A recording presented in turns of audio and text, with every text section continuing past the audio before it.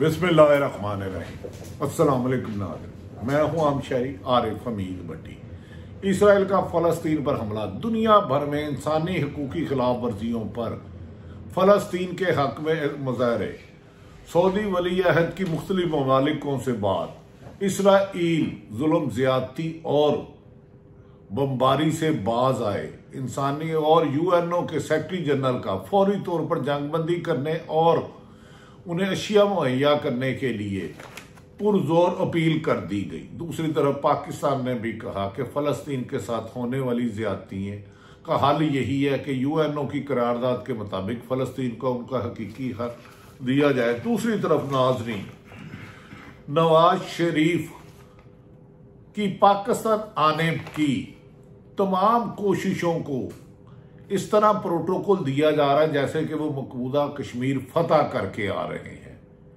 एक तरफ नवाज शरीफ 21 अक्टूबर को चार्टर्ड प्लेन पर महंगाई और गुर्बत दूर करने आ रहे हैं। दूसरी तरफ इमरान खान ने मुस्लिम लीग नून के छक्के छुड़ा दिए, जेल से बड़ा पैगाम दे दिया कि पीटीआई को इलेक्शन से माइनस करने की ख्वाहिश देखने वाले बेवकूफ हैं और तरीके इंसाफ को इलेक्शन से रोकना मुश्किल ही नहीं नामुमकिन है।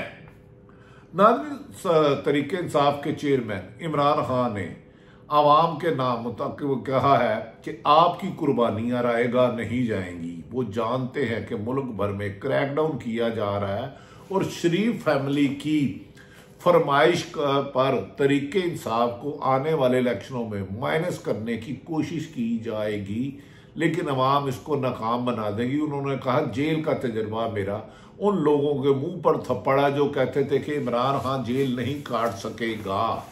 जेल में आकर मुझे हर तरीके से मेरे ईमान में मजबूती आई, मेरे सियासी अज़म में मजबूती आई, मैं जिस्मानी तौर पर ज़्यादा मजबूत हुआ और 13 जमातों के साथ अकेला मुकाबला करने के लिए आज भी मैदान में हूं। नवाज शरीफ का इमरान खान का कहना था कि एक तरफ लंदन में मौजूद एक मुजरम जिसे सजा हुई है, जिसको सजा हुई है, उसे पाकिस्तान के एम्बेसडर का जाकर मिलना ना सिर्फ गैर कानूनी है और गैर अखलाकी है। क्या किसी भी मुल्क में जिस शख्स को सजा याफ्ता हो, इश्तिहारी हो, वहां हाई कमिश्नर मिलने जाता है? और उन्होंने कहा एयरपोर्ट पर जहां रखा गया उस कमरे का किराया किसने दिया? अहम सवालात उठा दिए। दूसरी तरफ पीटीआई की इस बात को ज्यादा तक़य्युद मिल गई कि मौजूदा निगरान हुकूमत नून लीग का तसलसल है। नून लीग को हर तरफ प्रोटोकॉल दिया जा रहा है, लेकिन नून लीग सिर्फ और सिर्फ आवाम में जाने से कुतरा रही है। उनका ख्याल है कि इलेक्शन से किसी भी सूरत हम इक़्तिदार में नहीं आ सकते, लिहाजा सिलेक्शन का कोई रास्ता अपनाया जाए। और सिलेक्शन के लिए सबसे बड़ी रुकावट पाकिस्तान की आवाम है, क्योंकि पाकिस्तान की आवाम अपनी तमाम तर हमदर्दियां और अपना तल्लक तरीके इंसाफ से जोड़ चुकी है। इसीलिए मुस्लिम लीग नून ने नवाज शरीफ की वापसी पर जलसों का सिलसिला भी खत्म कर दिया। कहा जा रहा है कि एक चार्टर्ड प्लेन करोड़ों रुपए का लेकर नवाज शरीफ पाकिस्तान में गुर्बत खत्म करने आएंगे, जहां 60 रुपए यूनिट और आटा और बिजली की कीमत नहीं है। नाज़रीन, दूसरी तरफ प्रैक्टिस एंड प्रोसीजर बिल पर नवाज शरीफ की सारी उम्मीदों पर पानी फिर गया। आईनी माहिरीन कहते हैं कि नवाज शरीफ को ये यकीन दहानी कराई गई थी इसमें उन्हें अपील का हक मिलेगा और आते सार ही वो उन्हें बाइज्जत बरी कर दिया जाएगा। लेकिन नवाज शरीफ को प्रैक्टिस एंड प्रोसीजर बिल में जजों की अक्सरियत से 7-8 के फैसला आने से नवाज शरीफ को अपील का हक नहीं मिल सका। अब नवाज शरीफ को आकर इधर अबूरी जमानत लेना पड़ेगी। दूसरी तरफ यह भी कहा जा रहा है नाज़रीन, मुस्लिम लीग नून का ख्याल है कि अवाम एहतजाज के लिए महंगाई जितनी मर्जी हो जाए, बेरोजगारी हो जाए, पेट्रोल की कीमत बढ़ा दी जाए, डॉलर की कीमत बढ़ जाए, चीनी आटा दालों की कीमत बढ़ जाए, लेकिन अवाम कसम पुरसी की इस हालत में जा चुकी है कि वो किसी तौर पर भी एहतजाज करने नहीं आएगी। और पिछले दिनों एहतजाज को मीडिया कवरेज में भी रोका गया। वो समझते हैं कि सिर्फ उनके इलेक्शन के रास्ते में पाकिस्तान तरीके इंसाफ है, अगर वो तरीके इंसाफ को साजिशें करके एज ए जमात इलेक्शन में हिस्सा देने से रोकते हैं तो फिर मुस्लिम लीग असम्बली में पहुंच सकती है। अदरवाइज सियासी इलेक्शन में अगर अवाम वोट देती है तो मुस्लिम लीग नून के लिए असम्बलियों में पहुंचना अक्सरियत से मुश्किल हो जाएगा कि वो हुकूमत बना ही नहीं सकेंगे। नाज़रीन, दूसरी तरफ ये भी कहा जा रहा है कि नवाज शरीफ इन दिनों परेशान हैं कि जैसे ही उन्होंने पाकिस्तान आने के लिए कोशिश की तो जब सऊदी अरब जाने लगे तो कहा जाता है, बाद सीनियर सहाफ़ियों ने यह दावा किया है कि जिस दिन इमरान नवाज शरीफ ने सऊदी अरब जाना था उम्रे के लिए, उस दिन इसराइल का वफद था। उन सहाफ़ियों के मुताबिक कि नवाज शरीफ की इसराइल के डेलीगेशन से मुलाकात भी होनी थी। उनके मुताबिक गालबन इसमें वजाहत अली खां और हमारे एक सीनियर सहाफ़ी लाहौर प्रेस क्लब के उहदेदार ने भी इसका इंकशाफ किया। उन्होंने कहा इसीलिए नवाज शरीफ जब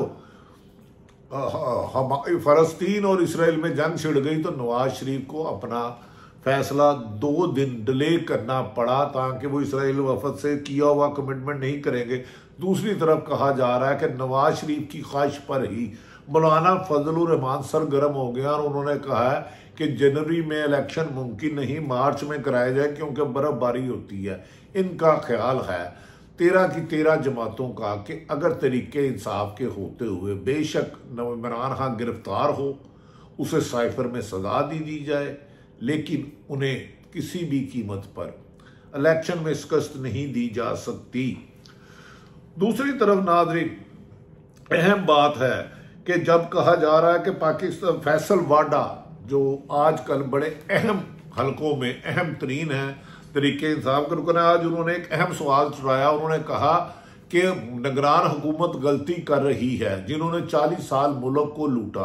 पीपल्स पार्टी और नून लीग उनको दोबारा इक़्तिदार में लाने की कोशिश पाकिस्तान के लिए पाकिस्तान में अदम इस्तेकाम पैदा करेगी। उन्होंने कहा पीटीआई को तो बंद गली में डाला जा रहा है जबकि नून लीग को मेडल पहनाए जा रहे हैं। उन्होंने कहा इससे अगर ये इलेक्शन हो भी गए तो इससे सियासी इस्तेकाम नहीं आएगा, मुल्की इस्तेकाम नहीं आएगा और ये हुकूमत ज़्यादा देर नहीं चलेगी। उन्होंने कहा फैसल वाडा के मुताबिक पीडीएम की हुकूमत ने 16 माह में अपने सिर्फ करप्शन के अरबों रुपए के मुकदमा खत्म करा के मुल्क को महंगाई की चक्की में फेंका। अगर इन्हीं को दोबारा हुकूमत देने की कोशिश की गई तो ये पाकिस्तान की आवाम इसके खिलाफ सरापा एहतजाज होगी और इसको रोकना मुश्किल होगा। फैसल वाडा के मुताबिक उन्होंने कहा माजी में 40 साल से 2 जमातें जो मुबैना तौर पर पीपल्स पार्टी उन्होंने तबाही की जिम्मेदार हैं, आज बेहतरी की बातें कर रही हैं, जबकि पाकिस्तान आज जो अरबों रुपए कर्जों में IMF के पास गया, इन दोनों जमातों की गलती और कोताही की वजह से ही गए हैं, इनकी मुबैना करप्शन की वजह से गए हैं। और पीडीएम को इक़्तिदार का दोबारा मौका देना या नून लीग को पाकिस्तान को दोबारा अदम इस्तेकाम की तरफ ले जाएगा। दूसरी तरफ शुएब शाहीन ने अहम नुक्ते उठा दिए हैं। उन्होंने कहा कि पाकिस्तान में हाई कमिश्नर किस कानून और किस आइन के तहत जब नवाज शरीफ लंदन से सऊदी अरब जद्दे जा रहे थे तो उन्हें खुदा हाफिज कहने गए थे और वहां जो लॉन्च इस्तेमाल किया गया वो करोड़ों डॉलर या करोड़ों रुपए किस कैपेसिटी में लगाए, इसकी तहकीकात होनी चाहिए। उन्होंने कहा कि दुनिया भर में शुएब शाहीन जो साबिक सदर हैं हाई कोर्ट बार के, उन्होंने दुनिया भर में कहीं कोई ऐसा कानून नहीं कि जिस उस मुल्क में मुजरम और इश्तियारी को अबूरी जमानत दी जाए। तासुर ये दिया जा रहा है कि नवाज शरीफ के साथ डील हो चुकी है। इस मौके पर फैसल वाडा ने भी ये इशारा दिया कि पहले ही तासुर दिया जा रहा है कि नवाज शरीफ जेल नहीं जाएंगे। उन्होंने कहा ऐसा करना पुरानी नई बोतल में पुरानी शराब डालकर इस मुल्क की सूरत हाल का मुकम्मल नहीं हो सकता। बड़ी मुश्किल से 2 माह में डॉलर को काबू किया। अगर इन दोनों जमातों को हुकूमत दी गई तो मुल्क का चलना मुश्किल होगा। दूसरी तरफ वजाहत अली खां और एक और सहाफ़ी ने दावा किया है कि नवाज शरीफ साबिक वज़ीर आज़म पाकिस्तान जिन्हें सुप्रीम कोर्ट से सजा हुई है वो इंटरनेशनल इंटरनेशनल बैनुल अक़वामी जो मुबैना तौर पर पाकिस्तान के खिलाफ साजिश कर रहे हैं, उनकी सरपरस्ती में पाकिस्तान आ रहे हैं और वो पाकिस्तान आके गैर मुल्की एजेंडे को तकमील करेंगे, जिस पे मुबैना तौर पर कहा जा रहा था कि अगर इसराइल और फ़लस्तीन के दरमियान जंग नहीं होती तो सऊदी अरब भी तस्लीम कर सकता है और पाकिस्तान भी करेगा, जिस पर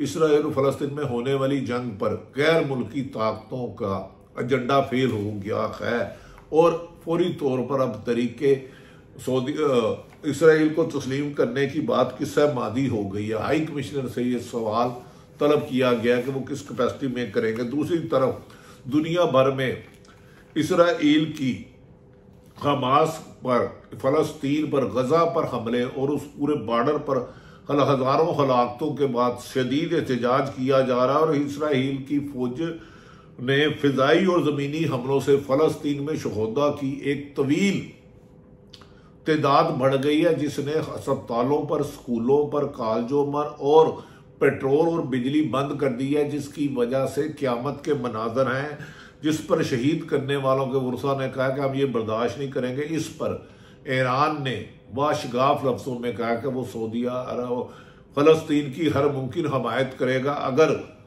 इसराइल ने जारियत जारी रखी तो वो ईरान और फ़लस्तीन को इस मौके पर अकेला नहीं छोड़ेगा। दूसरी तरफ मोहम्मद बिन सलमान ने ईरान, मिस्र और दीगर ममालिक के सरबराह से टेलीफोन पर रब्ता करके इसराइली जारियत को रोकने और यूएनओ ने मुतालबा किया कि फौरी तौर पर जंगबंदी की जाए और औरतों और बच्चों पर बमबारी जो जंगी क्राइम है इसको रोका जाए।